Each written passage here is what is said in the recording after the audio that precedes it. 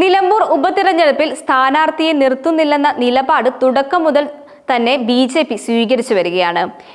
നിലമ്പൂരിലെ ഉപതിരഞ്ഞെടുപ്പ് അനാവശ്യമായ ഒന്നാണെന്നും ഈ തിരഞ്ഞെടുപ്പിലൂടെ ഈഗോ കാണിക്കാനാണ് LDFും UDFും ശ്രമിക്കുന്നതെന്നും BJP സംസ്ഥാന അധ്യക്ഷൻ രാജീവ് ചന്ദ്രശേഖർ പറഞ്ഞു. തെരഞ്ഞെടുപ്പ് പ്രഖ്യാപിച്ചതിന് പിന്നാലെയാണ് അദ്ദേഹത്തിന്റെ പ്രതികരണം. BJP മത്സരത്തിൽ നിന്നും പിന്മാറിയതോടെ സീറ്റ് BDJSന് നൽകാൻ ധാരണയായി എന്ന തരത്തിലുള്ള റിപ്പോർട്ടുകളും പുറത്തുവരുന്നുണ്ട്. സ്ഥാനാർത്ഥിയുടെ കാര്യത്തിൽ BDJS സംസ്ഥാന എക്സിക്യൂട്ടീവും NDA കമ്മിറ്റിയും ചേർന്ന ശേഷം 2 ദിവസത്തിനകം തീരുമാനമുണ്ടാകുമെന്ന് BDJS മലപ്പുറം ജില്ലാ പ്രസിഡന്റ് ഗിരീഷ് മേഘാട് അഭിപ്രായപ്പെടുകയും ചെയ്തു. എന്നാൽ നിലമ്പൂരിൽ BJP ഒരു യുദ്ധത്തിന് ഒരുങ്ങുമെന്ന സൂചനയാണ് ഇപ്പോൾ പുറത്തുവരുന്നത്. നിലമ്പൂരിൽ സ്വതന്ത്ര സ്ഥാനാർത്ഥിയെ നിർത്താനാണ് BJPയുടെ ആലോചന. ഇതിനായി DCC ജനറൽ സെക്രട്ടറിയുമായി വരെ BJP നേതാക്കൾ ചർച്ച നടത്തിക്കഴിഞ്ഞു. മലപ്പുറം ജില്ലയിലെ DCC ജനറൽ സെക്രട്ടറിയും നിലമ്പൂർ സ്വദേശിയുമായ അഡ്വക്കേറ്റ് ബീന ജോസഫുമായി BJPയുടെ മുതിർന്ന നേതാവ് MT രമേശ് ചർച്ച നടത്തിക്കഴിഞ്ഞിരിക്കുന്നു. മഞ്ചേരിയിലെത്തി MT രമേശ് ബീന ജോസഫിനെ നേരിൽ കാണുകയായിരുന്നു.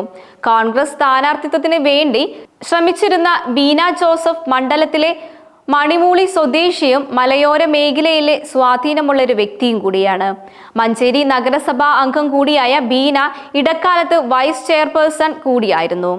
മലയോര മേഖലയിലെ ക്രിസ്ത്യൻ വോട്ടുകൾ കൂടി നിർണായകമായ മണ്ഡലത്തിൽ ബീന ജോസഫ് BJP സ്ഥാനാർത്ഥിയായി എത്തുമോ എന്നുള്ള കാര്യവും സംശയമാണ്.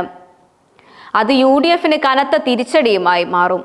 MT രമേശ് തന്നെ വന്ന് കണ്ട കാര്യം KSUV-യിലൂടെയും യൂത്ത് കോൺഗ്രസിലൂടെയും രാഷ്ട്രീയത്തിൽ എത്തിയ ബീന ജോസഫ് തുറന്ന് സമ്മതിച്ചിരുന്നു. MT രമേശ് ഒരു കേസുമായി ബന്ധപ്പെട്ടാണ് തന്റെ അരികിൽ വന്നതെങ്കിലും രാഷ്ട്രീയവും സംസാരിച്ചിരുന്നു എന്നാണ് ബീന വ്യക്തമാക്കുന്നത്.